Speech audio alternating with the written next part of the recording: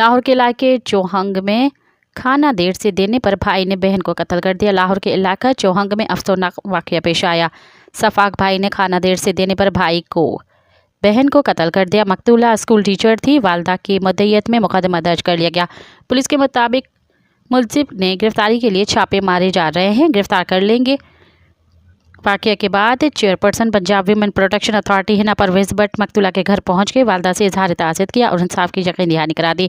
उन्होंने वेश्याना कत्ल की शदीद मजम्मत करते हुए कहा कि मासूम जानों का ज़िया नाक़ाबिले बर्दाश्त है। उन्होंने मुतासरा ख़ानदान की यकीन दिलाया कि इंसाफ के तमाम तकाज़े पूरे किए जाएंगे और मुलजिम को फौरी तौर गिरफ्तारी के लिए यकीनी बनाया जाएगा।